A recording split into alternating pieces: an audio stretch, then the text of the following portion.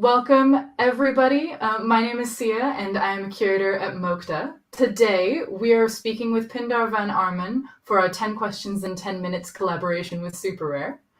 Pindar Van Arman is an artist that uses AI and robotics to deconstruct and automate the creative process. Since his start 15 years ago, he has exhibited at notable art institutions around the globe and has been featured by organizations like CNN, HBO Vice, and The Guardian. He has most recently launched a collaboration with photographer Kitty Simpson called Artonomous, where he hopes to bring his robots closer to creating fine art. Thank you so much for joining us, Pindar. Hey, thanks for having me. I'm excited to answer these questions. Yeah, we're really grateful that you could join us. So just to start off with these 10 questions, the first one, where did your fascination with robotics and art begin? Yeah. Art always. I think most people, whatever your art is, has always been into art, and I've always been a painter. And I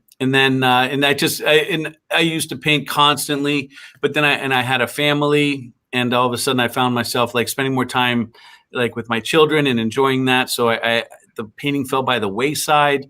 And then I got into this thing called the DARPA Grand Challenge, where me and a bunch of teammates were building a self-driving car, and I learned all about AI.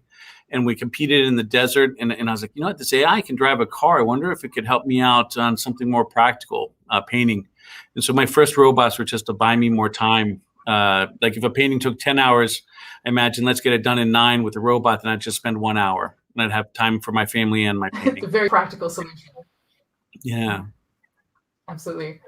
Next question for you. Have your robotics ever made an unexpected decision, or a decision you felt was actually better than one that you would have made in the same situation? Yeah, the secret to that is all the time.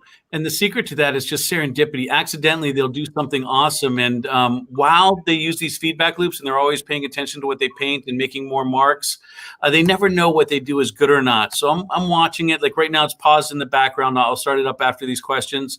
And if I see it doing something cool because it's just experimenting, I'll go and reprogram and say, hey, the algorithm that was doing this with that color, I'll pump up, I'll like turn the volume up on that, so to speak, and follow that direction. And so a lot of art just like evolves and comes out of that. So it's actually a very organic process. You kind of like the second something interesting happens, you kind of capture that and like try to turn it up to 11 and see what actually. Yeah, it's back and forth. And I'd say about half my paintings, only less than half my paintings, like I don't interfere at all. But I'm always working with them, always changing the code. Sure. Okay, third question for you. Are humans necessary to your art? Yeah, totally. Yeah, I mean, if there was no humans, no one would appreciate it, right? So, and it's also, you know, the interesting thing, even though I work with robotics, I try and capture the humanity. That's my goal. And I think right now I've shown a picture of my wife. I'm just always painting as much as possible people I know and people I love, and that just brings out like, you know, this I guess this juxtaposition of like mechanically produced art. But at the same time, I'm trying to get all the emotions behind it and all of the emotions behind my relationship with these people, with these portrait subjects. Right. Actually, kind of building off of that, we had a question from Twitter, which was, why portraits and not landscapes? Oh, yeah. You know, robotic art is like, you know, I made my first ones, like my first painting robots like 15 years ago, but robotic art's been around forever, I mean, probably 40, 50 years. And I always thought it was cool when someone would take a robot and just have it splatter paint and do random things, and they'd just make a generative system out of it. But it lacked two things. One thing is it lacked skill or like intent. Like I've seen a Roomba with a paintbrush on the back of it, just like going back and forth, hitting the walls, and it made cool patterns, but you know, it was sort of like random. And I thought to myself, you know, like it would be more interesting if a robot was trying to do something and trying to get better at doing some specific task. And then when I was thinking of all the possibilities, the reason portraits came to mind is because you have, once again, you have this mechanical machine trying to make something more human. And portraits are very easy to do. Wrong, they're not easy. They're hard, but you can do them very well with a lot of practice. And so a robot would excel at that. But then the really good portraits have that emotion behind them. And so it's like I'm trying to pick the hardest thing it would be for a robot to paint, which is portraits. Everything else seemed easier. But to capture someone's eyes, their personality and all that in the portrait. That just seemed harder. And I was like, you know what, that should be the goal, the hardest possible thing to paint. Right. And then when they do that, you've succeeded. Yeah, my favorite thing is when someone, this is another painting that came out, is when someone loves their portrait so much that they put it as their profile picture, or they put it on, Instagram or Twitter. That is like the ultimate sign that I did a good portrait. Sure. Yeah. Sure. Next question for you. How consciously do you think about the style of your robot's portraits when designing their AI? I try and keep it consistent. I used to just with the AI, it can go in any direction. And one day I can paint like Picasso if Picasso is the inputs, and another day I could paint like Paul Klee if Paul Klee was the inputs.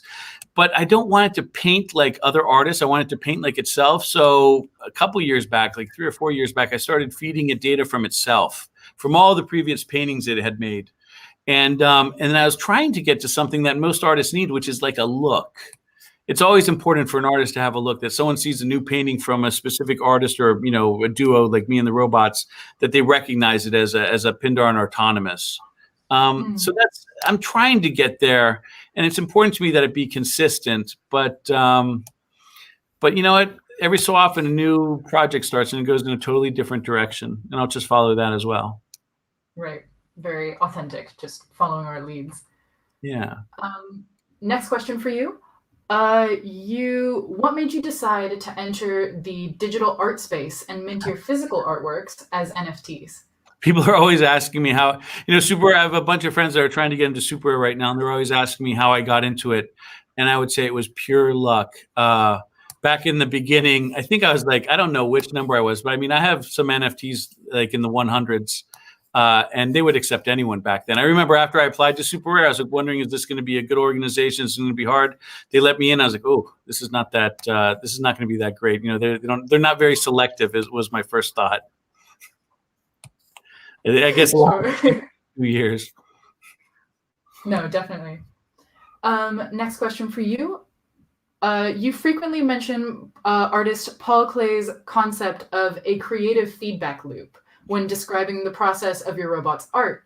How do you see these feedback loops differing in today's digital world than in the 19th and 20th century, in which Paul Klee was an active artist?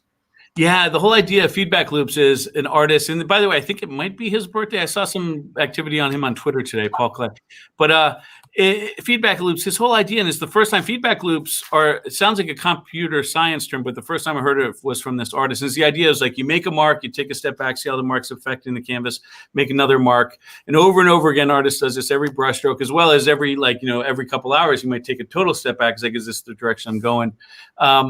And these are feedback loops, and he thought it was key to the creative process. So what was interesting, what I see now is in digital world, you go through these feedback loops, but they're much more macro level. They're not on the micro level. It's not per brushstroke. It's almost like, you apply a filter and you ask yourself how the filter is working. So I'd say it's identical in theory, but it's depending on the medium in this feedback, like when an artist looks at a work and decides if whatever change they're doing makes a difference, and should they go in that direction or back up a bit. It's similar, but since the tools are different, you're getting different effects. It's much faster now, meaning I would say it's just much faster now, and it's a lot more wild because there's so many more possibilities. That's why there's so much variety. Yeah. Especially when you add those cameras onto your robot's work, and they actually have the opportunity to take a step back, look at the artwork, and then think of their previous style that you've programmed into it, and then just go off from there. So they're always doing that, and they do that every 100 strokes. And then they also do that every couple hours. They take a step back and say, is this, is the contrast good? And then it might totally change the direction. So it does it both on a technical, and it tries to do it on an emotional level, but all the emotional levels are just mimicking things I would want. It's, of course, not its own emotions. Sure. Next question for you. In your TEDx talk, you mentioned that you were looking forward to the day when your robot's creativity surpasses yours. What do you think that might look like, and how close do you think that day is? They're already more creative than me, and that's because I always get painter's block. When I paint on my own, I might go days where I'm stuck and I don't know what to do. But my routine, my morning ritual is just turn it on no matter what, and it tries different things. And I just let it run in the background until I see it doing something interesting, then I'll jump in. So creative definitely more creative on the technical aspects than I am. But what I think is really more interesting is when will it be artistic? When will a robot be create art?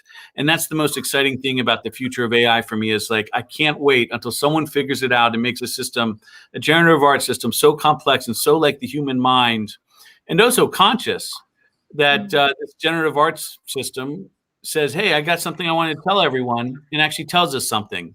And tells us something with on its own, not me telling it to tell you something. And when a robot does that, I think that's going to be the greatest moment of my life, and I think it's coming. I think I'm going to live to see it, and because that would mean we're not alone in this universe. We're not the only intelligent being. And imagine seeing art from another species. What will that art look like? What will it want to share with us? It'll be fascinating, and I wouldn't even be surprised if most AI art is just made for other AIs in the end, and there's only a little crossover between human and AI art because we're not really interested in whatever AI is interested in. But I mean, on the stuff we agree on, like maybe it's like they too are wondering why we're in this universe and what we're doing here. I think that'd be great art. Yeah, definitely. Ninth question for you: what is something you've kept with you from the beginning of your art practice? Brushes. Even though I've gone into AI and robotics and digital world, I've just kept this traditional brushstroke, brushes and paint. And I think that ties it all together from the very beginning, even from before I had robots. Just something always physical and tangible that you can have. Yeah. And finally, the last question for you: what is next for you? I'm really enjoying a bunch of collaborations. I'm finding, I love portraits. So right now I'm just doing as many portraits of as many people as I can find. And I prefer portraits. I think it's really good portraits are when you know the person. So I like to and also when you get to know someone. So I'm doing lots of portraits with people in the crypto art space, people in the AI art space, people in the art space. And then there's another project that I'm starting to talk more and more about because it just got set up. Is I just set up one of my robots in a children's hospital, and I got the AI painting along with children, and so it's part of the art therapy program now, where kids for whatever reason don't want to participate in art therapy. Maybe they would want to participate with a robot. Others there's kids with limited mobility, and they would be able to paint. So there's all sorts of reasons that I'm probably going to concentrate on that project for the next year. I just came from there this morning where I was talking to the art therapist, and they're amazing people. It's going to be, I don't even know where it's going to go. None of us know where it's going to go. It's a big experiment, and that's the big thing that's coming up for me for the next year. Right. But that's half the fun, is figuring out where it's going to go along the way. Yeah. It's going to be funny, actually. It's going to be crazy. All right. Well, that was 10 questions in 10 minutes. Thank you guys so much for joining us, and see you here same time next week. All right. Thanks so much. Yeah. Thank you so much for